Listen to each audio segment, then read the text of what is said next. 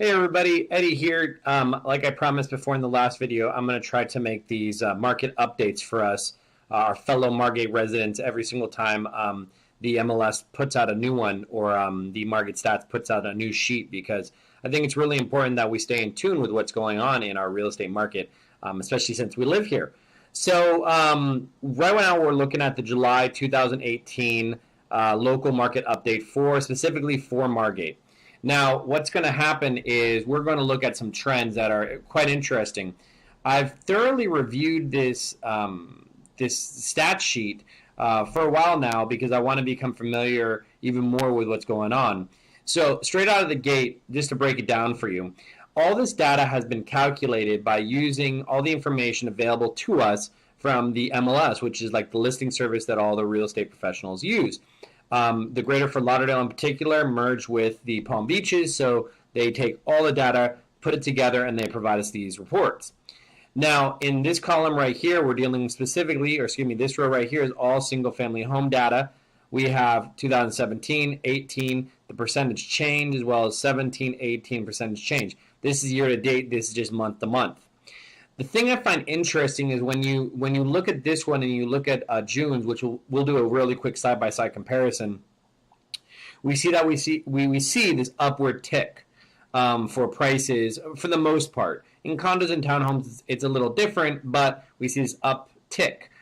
Here, for instance, we see on this line, I'm going to just pay attention really quickly to these few lines right here, and what I'll do is I'll put a link below in the description, so if you want to get access to this PDF, I'll make it downloadable so you can have your own copy. And of course, if you have any questions, feel free to put them in the comments or message me directly, whatever you guys want to do. So here we have the median price, 272,550 versus 291, which is a 6.8% increase from month to month, or excuse me, from year to year in the same month. So we see about a 7% increase in single-family homes in the median price.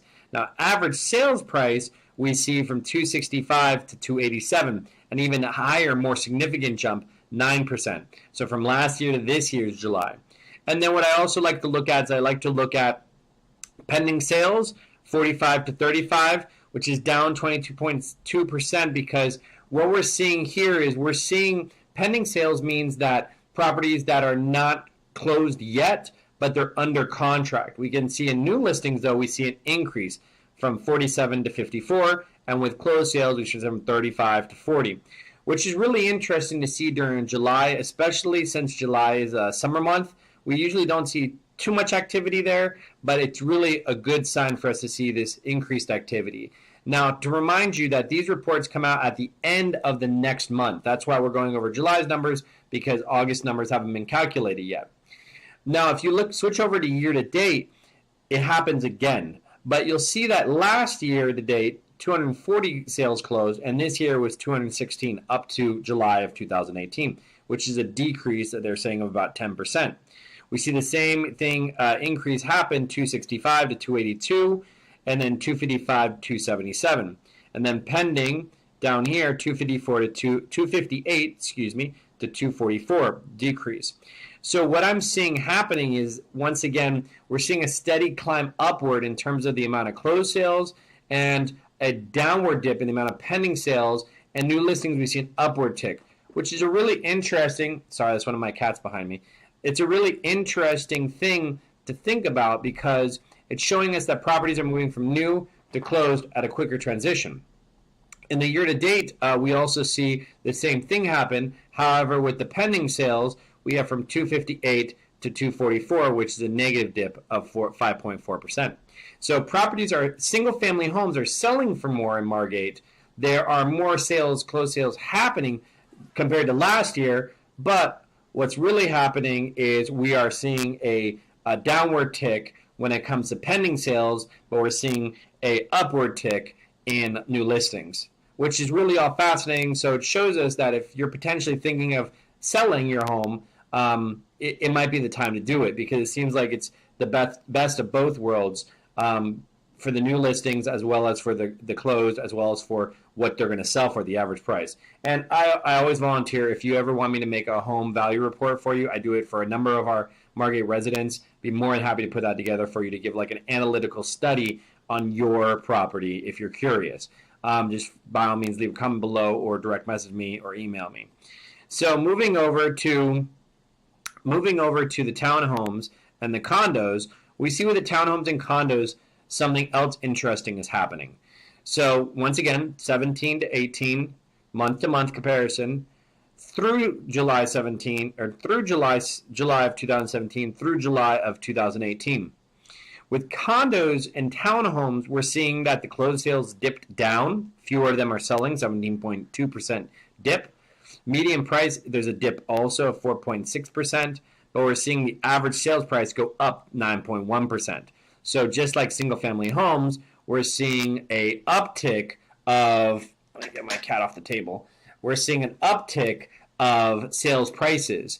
Now, with the new listings, we're seeing the same things happen with the same thing in single-family homes where more new listings are coming on. It's not as radical. We have 37 as opposed to, or 41 as opposed to 37, but it is increased. And then the pending sales is also going up from 27 to 38.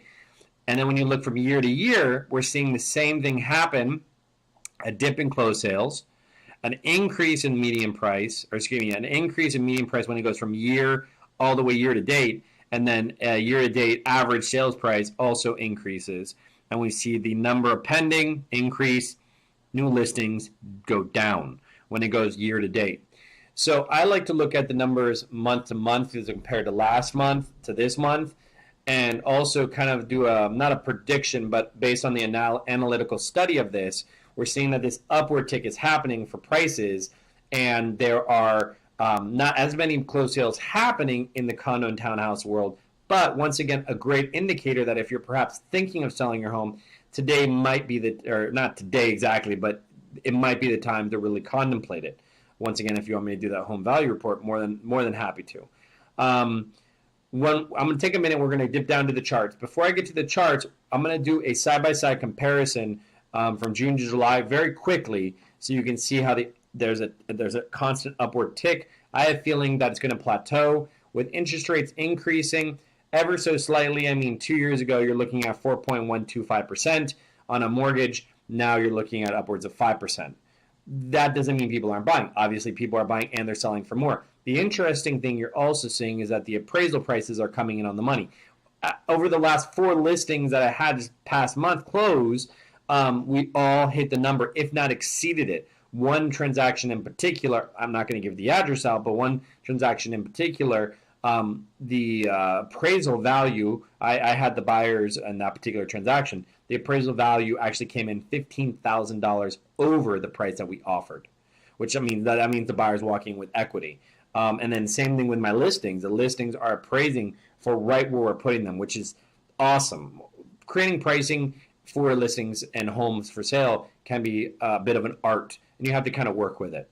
So let's go down real quick to the median sales price and single family. Now this is showing a rolling 12-month calculation on both the single family and condo, co-op, townhome. Co-op means cooperative. And then the gray line is the Greater Fort Lauderdale and Palm Beaches numbers, and the orange line is Margate. Now let's look at single family home. This is really radical, in my opinion. We're seeing that the numbers from 2008, now remember, that's when the dip happened. We see the drastic dip in prices because the crash, basically, in the housing market.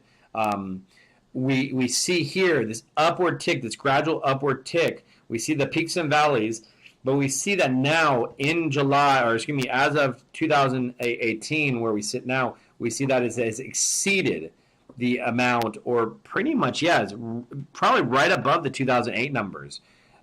For Margate, the values have exceeded. And then we see for the overall housing market, it's trailing very close behind. Now, the condo and townhomes, we still see this upward motion. We do see this kind of plateauing happen right here with some peaks and valleys, but there is a gradual uptick. I have a feeling that the condo and townhome market is going to take a little longer to match the same numbers we had in 2008. I think it's possible in the next 2 to 3 years we might see it, but nothing's guaranteed.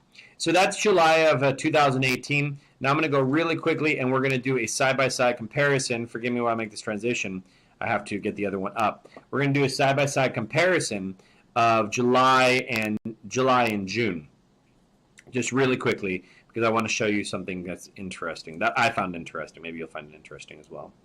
So July to June right here, we see that the closed sales from 35 to 40, 35 to 36. So more sales have happened in July. Median prices, we see an increase of 6.8, but month to month compared to June, 285 to 291, we can see that there's still an uptick. Average sales price from 283,788 to 287,878, an increase also. We see pending sales 35, pending sales 40. So it did go down a bit compared to last month, or 2 months ago in June. And then in terms of new listings on the market, it went down from 57 to 49, but in July it went from 47 to 54, which is really different because a lot of times, once again, in the summer months when people are on vacation and stuff, usually that's a slower time. We start seeing the uptick again after the school year begins, which it just happened. And then in closing, let's just take a look over really quickly to the condo and townhome market. Forgive the noise, my dogs are playing in the background. Actually, my dog is playing with one of my cats. So we have we fostered, or we found 5 kittens in the backyard, and we're basically own 3 of them now, and we've found other great homes for the other 2. But anyways, that has nothing to do with this. And then the condo and townhomes, July to June, we see closed sales 29 to 24, 24 in July, 37 in June in townhomes and condos, and so we see this tick down. In terms of the median sales price, we saw them selling for more in June as opposed in July. Average sales price, we saw them selling for more in June than July.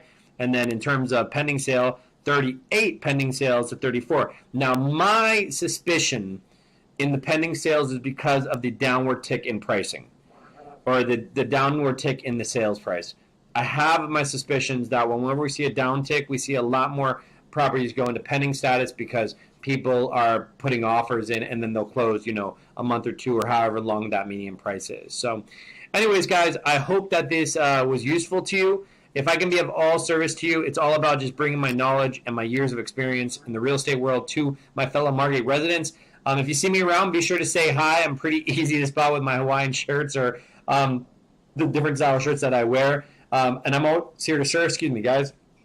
And I hope you have a great rest of the evening or whenever you're watching this. Have a great night.